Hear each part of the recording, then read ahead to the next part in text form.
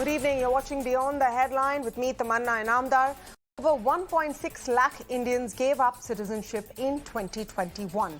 This was revealed in a written reply in Parliament during the monsoon session, and the reason given in this reply was personal reasons. Now, it's worth noting that in the last 7 years, 9.24 lakh Indians have given up citizenship. And the 2021 figure of 1.63 lakhs is the highest in at least the last 5 years. Let's take a closer look at those numbers. In 2015, 1,31,489 Indians gave up citizenship. The number was nearly 1.45 lakhs in 2016, about 1.3 lakhs in 2017 and 2018, nearly 1.45 lakhs again in 2019, and then a dip in 2020 of about 85,000 people. Now, this is understandable because of the impact of the pandemic, where countries have shut their borders. In 2021, the number has jumped to 1,63,370. So, where are these Indians going? The most are becoming American citizens. In the top 5, you will see Australia, Canada, UK, and Italy also making the list. Apart from this, Singapore is also on the list, and there are, of course, a host of countries where Indians are choosing to not just immigrate but take up citizenship as well. The big question is why? Why are Indians leaving one of the fastest growing economies in the world, a nation that aspires to be a $5 trillion economy and one which is attracting a substantial amount of foreign investment? These are some of the possible reasons that we will discuss today. Number one, India does not, unlike some other nations, offer a dual citizenship. That means you cannot be an Indian citizen as well as a citizen of, say, America or Australia or Canada. This means that people who've been living in some of these countries and working there for a long time and who eventually make it to the path of citizenship have to choose whether to be an Indian citizen or take up the citizenship of that particular nation. The global demand for top talent has also grown all over the world. The best doctors are often Indians. The best talent in the IT space is often from India. And there is a huge demand for these people. Perhaps that is also one of the reasons why we're seeing the numbers go up. One very practical reason could be that the pandemic saw a delay in application processes. That's why that 85,000 figure for the year 2020. That backlog could have spilled into 2021, accounting for that higher figure of 1.6 lakh.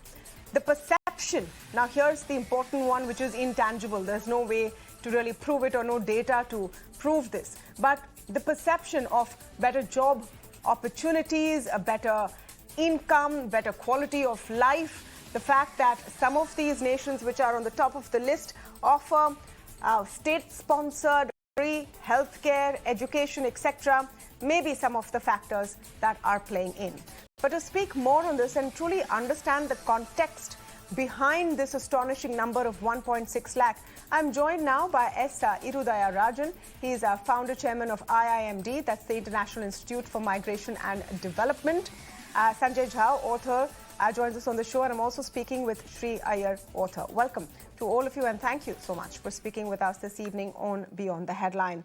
Mr. Rajan, let me just begin with your perspective on this, since you handle migration. Now, we listed out some reasons, many of them were commonsensical. What would your list of reasons look like? No, if you ask me, the number given right now is much lower. I think we expect more people to leave the country.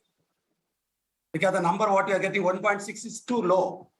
If you look at it, last year, 5 lakhs Indian students left to 4 countries, UK, Canada, Australia, and USA.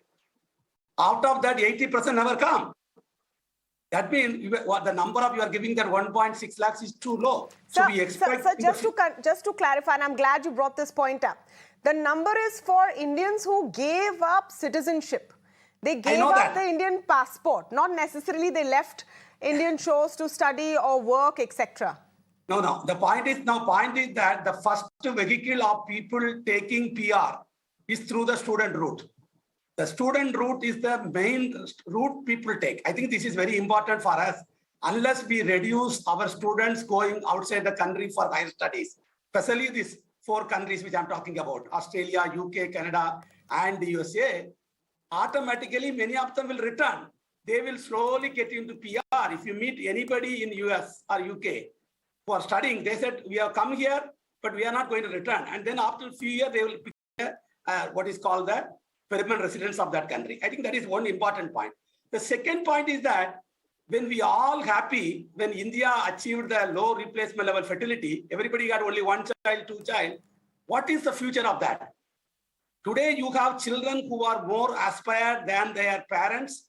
The aspiration will lead them to go out of the country and then slowly settle down because what I call them the middle class phenomena and the demographic dividend. I think this is the second point I would like to elaborate on that. The third point, which is very, very important, is that if you are holding a US passport, you can visit 140 countries visa on arrival. Yeah. The power of the US passport. Whereas Indian passport, you can arrive without visa only 30 countries. So many people feel if I have a visa for, I have a passport of America, UK or Canada, I can travel to many countries without hassle free. And the second thing is that we are arriving around 180 countries. People can come to our India on e-visa, but we are not getting many countries we can't go. So I think the status of the Indian passport, the passport to be people should think it is a great passport. People think it is not a great passport. Definitely, probably then they would like to renounce, and then they can use the OCA card to come to India, do anything. So once you have an American passport and you have an Indian OCA card, you can visit the country till your lifetime. You can do many things in this country except voting. So I think they have the both sides of the world, US citizen and the benefits of holding the OCA card. I think this will definitely create more outflow of people leaving the Indian citizenship and taking the citizenship from other countries. No, so Mr. Rajan, there are a couple of things. You talked about the new middle class, which is even more aspirational. And by the way, we're running the data on the Henley list of most powerful passports. And we'll also give you the data of where India stands on it. India is at number 84. The basis of this data is on how many countries you have easy access to. So that is how this most powerful passport data is configured. But you talked about aspirations. Now, here is where the debate actually begins. What do you mean by aspirations? Because why is there this sense or this perception that the aspirations of this growing middle class, of the educated Indian, cannot be fulfilled here in this country? No, I think the aspiration, I mean, not that they are not going for employment, not like people going to Gulf. I think that is very important. Aspiration means if I have only one child, I want to put him in the US. If you go to Delhi, you meet many people who are very big people. You ask them, where is your son? My son is in the US. And we are all feel proud to say in this country that my son is in America, my daughter is settled in Canada. We are all very happy to pronounce in the public domain. I think that is the middle class phenomenon. I got only one son. I want to put him higher studies in the US. And when he spends few years, he said bye-bye to India. So I think that is the aspiration. That is partly because you have less number of children. People are ready to invest as much money as possible on their children. The investment. So much investment they can make today because they have only one child or two child. Not like the olden days, parents had 5 children, 7 children. Today, parents have only 1 or 2 children. For them, their child is the major investment. They want to invest them as good as possible. And they are not worried about any money. That's why you go to Punjab and ask somebody, I am ready to spend 2 crores if my son can get a Canadian visa first. That is the reality. Okay, so, Shri Iyer, I want you to come in with your perspective on this. You're joining us right now from San Jose. So I think we should give that context. Why do you think Indians want to give up citizenship? And of course, we must contextualize this, that as a proportion of our population, this is not even a drop in the ocean. So it's not like everyone is rushing for the exit door. But these are possibly very qualified, talented Indians who could contribute to nation building, and hence the question. there are many ways in which one can migrate to United States. One is, of course, the student route that Sri Rajan mentioned.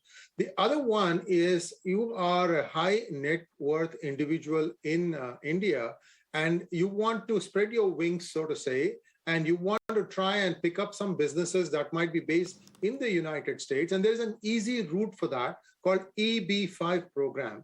In that, what happens is you promise that you will spend up to, I think, $2 million. And you say that I'm willing to invest this $2 million and I'm going to buy a particular business in the United States or invest into some construction project. And in exchange for that, I promise to employ 10 people up to a period of 3 years. These numbers could be here or there, but you get the basic idea. And the United States will give you a green card for you and your family. All of you can migrate to the United States. And then that investment, it's up to you how you want to use that to create your own empire. Now, India, there are many people who can afford this. It's not a big number. In fact, it used to be much smaller. They recently hiked it. So this is one reason. The other reason, I think, is that there is a feeling that some may not find their opportunities in India. And I'm not saying one particular reason for that, but it could be that they feel like their talent is best utilized when they migrate abroad. You take a look at the United States system, Canada, United Kingdom, and Australia, four big countries. Everywhere, if you have the talent, if you have the drive, and if you can put in the hard work, and if you get lucky, you can succeed gloriously. Take a look at Elon Musk. He's touted about as the modern day Steve Jobs, and he's a South African. And one of the Google founders is a Russian. So why do they come to the United States and succeed so well? Because there is a system that awards meritocracy. Meritocracy is one of the considerations, I would say, that makes people to migrate to these countries. If India can create a similar situation, then I see no reason why they need to leave for abroad. I'll tell you personally, I spend a fair amount of time in India. I've been doing it for some years now. And even when I had my own business in the US, my biggest employee pool was in India. It was like 10-1. It wasn't even a comparison. Most of the work was getting done in India. So there are many of us, even though we might have pulled roots and put down roots in a different country, we still like to come back and use the talent and help India grow too. Yeah. Sanjay Jha, what, according to you, are the reasons, and should this be of any major concern? Because India does not make it hard for people to give up citizenship. I mean, we have enough people here. So we're not really worried about a depleting population or anything. Should this figure of 1.6 lead to some serious questions about whether we're giving the same opportunities or not? Absolutely, Tamanna. I think if we are going to create some kind of a spin or indulge in pussyfooting around, we are living in a land of hallucinations.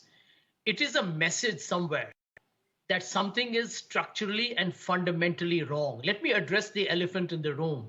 Number one, if truly India is an emerging market darling and we are genuinely getting foreign investors, then the reverse brain drain that started around a decade and earlier should have continued. Why is it not happening now?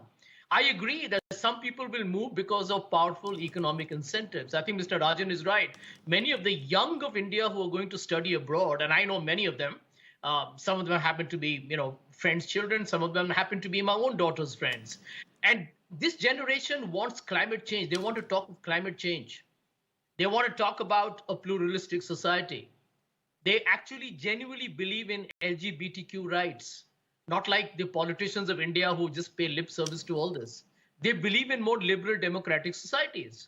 They believe in that environment, they can reach their goals, whether it's to become a tech billionaire or whether it is to create a startup or to do an NGO work or work for any corporate entity.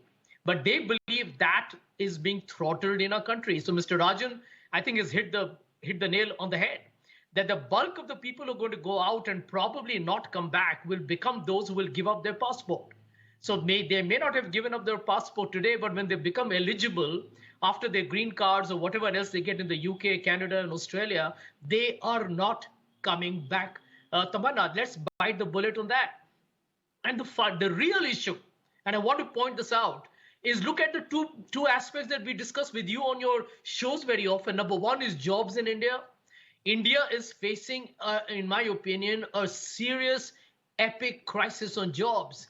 Only 42% of Indians in the working age population have jobs. And by the way, a lot of it could be disguised unemployment, gig economy, contractual work. So you have a major problem that I think the government, frankly, has turned a blind eye to, or they're too incompetent to do something about it.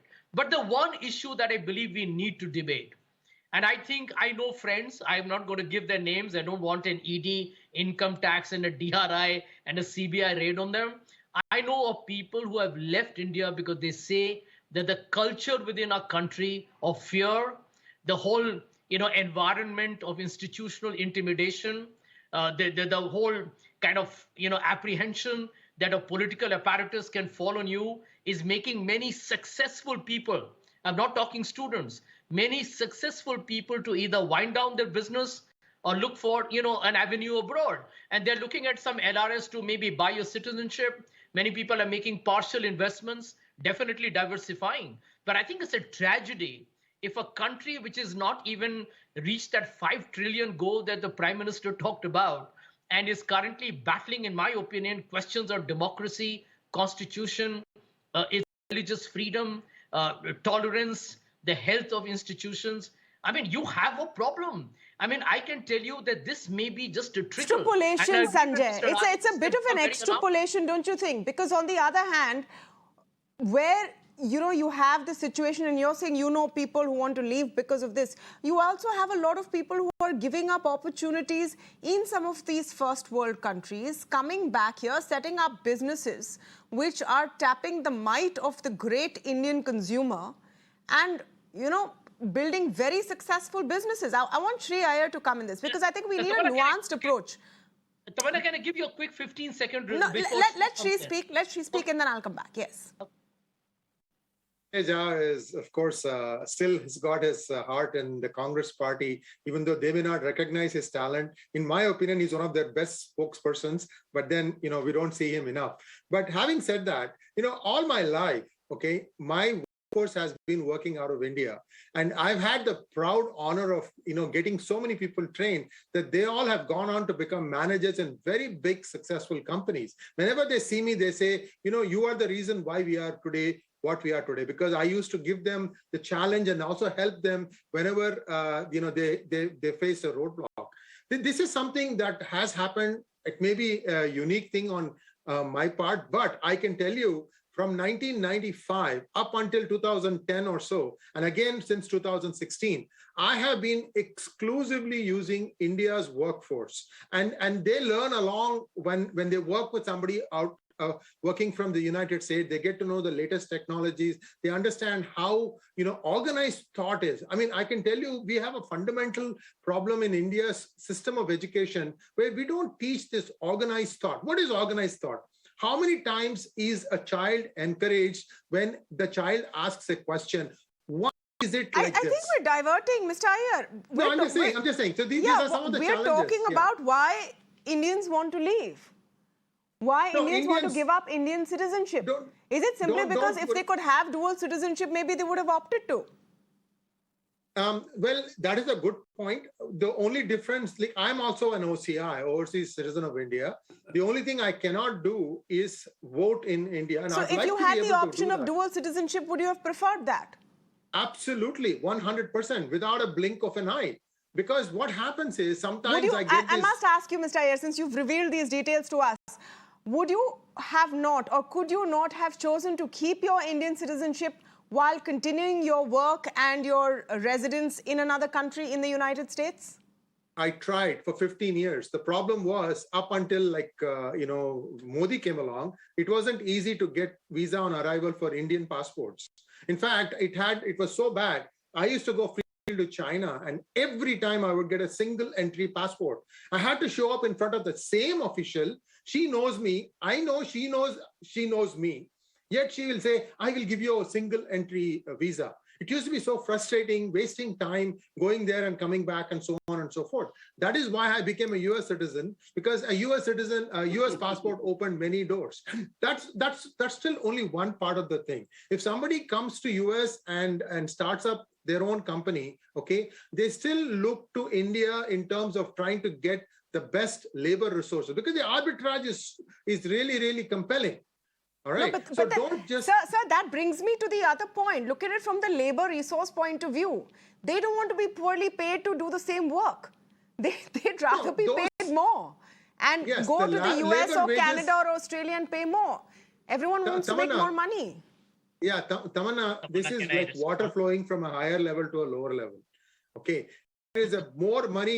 If there is more money you can get for doing the same job somewhere else, yes, more power to you. Canada has very relaxed green card policies. You may be able to get one easily. So that is always there. But India is a country of 1.35 billion. We create an Australia every day, probably 1.5 Australias now.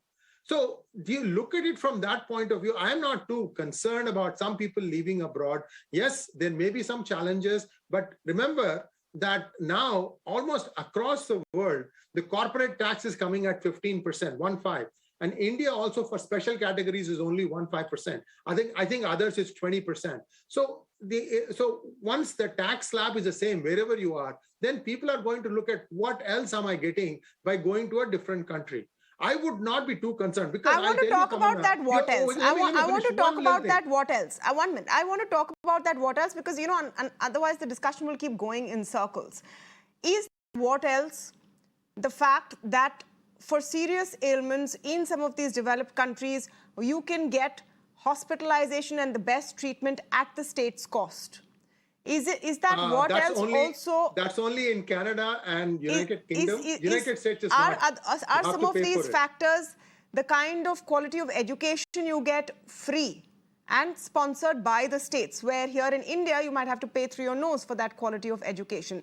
Does infrastructure come into play? Does air pollution come into play? Does quality of life come into play? Mr. Rajan, your comments on this. No, I think I have 2 points to make. I think I listened to both of them. I think one thing very, very important is that we are only talking about Indians leaving. You know, last year, 2020, 51,000 Indian children were born outside the country, still holding Indian passport. In 190 countries, children are born because the parents go to Gulf and their children is born, they get only Indian passport. Now, these children also, they never come back to India. They go back to some other country to study, they never return, because they are all getting what is called second generation Indians. Second generation Indians also to be part of this particular phenomena. And the last point is that you are right. Social security system in many of the countries are very, very good compared to our country. Very, very good. You know, you have pensions, you have social assistance, you have medicine benefits. There are so many benefits which is compared to India. Because once you can receive that, only you can become a citizenship of that country, including unemployment allowance. Unemployment allowance in some countries are there. If you are unemployed, if you are an American citizen, you get benefits. But if you are in India, we are unemployed, there is no benefits as it is. So there are issues with that, but I think the trend will continue. The trend will continue. Okay, Sanjay Jha, quick response. Tamanna, the focal point should be that when you lose your human capital, and they are your real assets for your country. I mean, they are the ones who build the unicorns. They are the ones who create the real enterprises. So end of day, when you're talking about these millions of people who are leaving, you're talking about people who gave up citizenship, but there are many other millionaires who have been successful in their businesses who have migrated abroad. Now think about it. The one element we haven't said it here. We have talked about, well, you know, they have an NHS in the UK, or they get certain freer markets to work in the US and Canada. The truth is that if you look at a regular Indian family, it actually gets sundered when one goes abroad.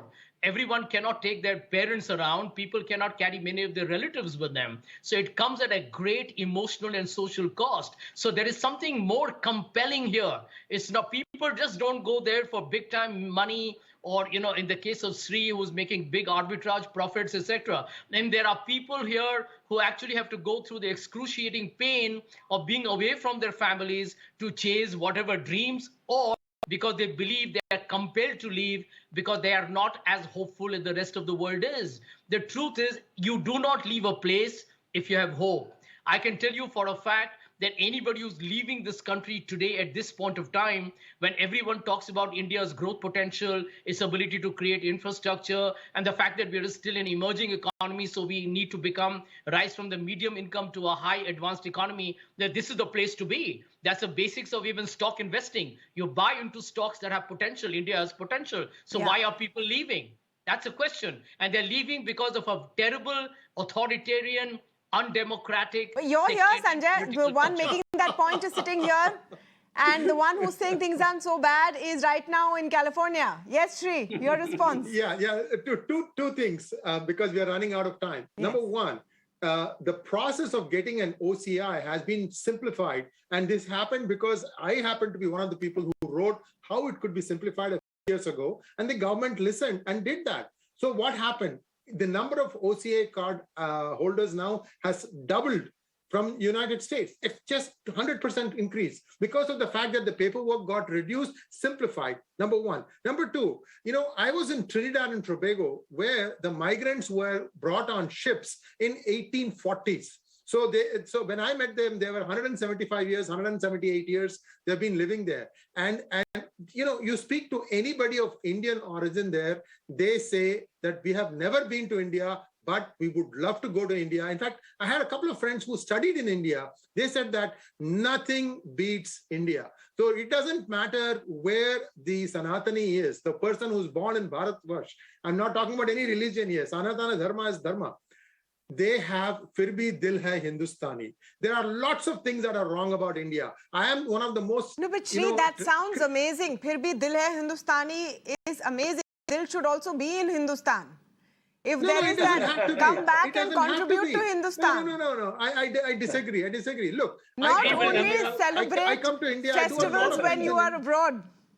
Walk the talk. No, that's on a lighter note. That's on a lighter note. Neither are we belittling those who choose to go. No, that's on a lighter note. I want to clarify. Neither are we belittling those who chose to go.